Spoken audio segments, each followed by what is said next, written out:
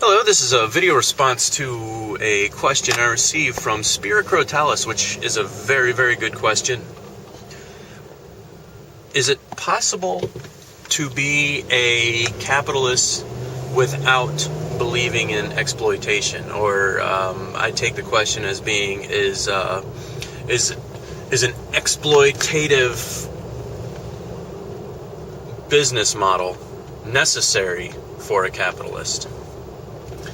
I busted out my handy dandy Webster dictionary. I got one of them big, thick, hardcover collegiate Webster dictionaries, and I looked up capitalism just to double check it.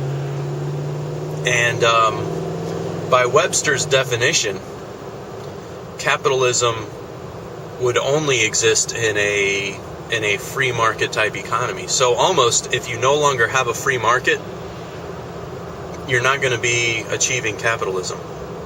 You'll just end up with some sort of a bastardization of the profit concept. And I think the reason for that is, in true capitalism, no one is exploited. People are optimized, and everybody is working to their ends and to their potential. In an exploitive market,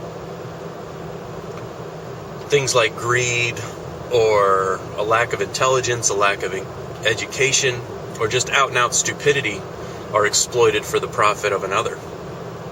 You know, if you can keep a mass of people uneducated of their potential, then you could pretty much do what you will. You know, get them convinced that, yeah, you need to take this $8 an hour job because, you know what, there's just no other jobs around.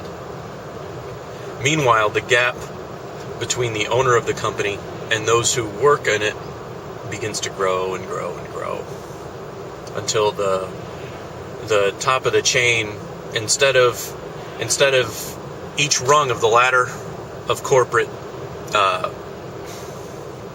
each rung of the ladder of the corporate measures, instead of it being, say, 25% more, 25% more, 25% more, the gaps begin to be like 50% more, or 100% more, or 300% more.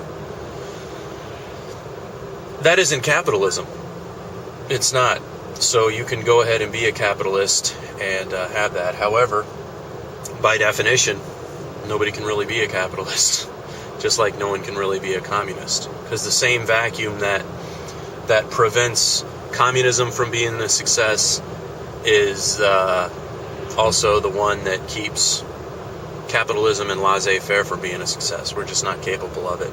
There's something that gets in the way of it. And that's fine.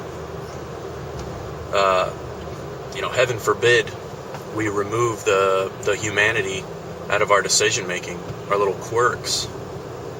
It's the cold mechanism of business and legality is what gets us into trouble. Instead of looking things on a person to person and a case by case basis, they give it up to the machine or the beast, depending on your faith. They're one and the same, in my understanding. So hopefully that answers the question. You can be a capitalist, Spira, but you just can't be a Republican. At least not a Republican who tends to run for office. Anyway, that's all I got on it. I'm out.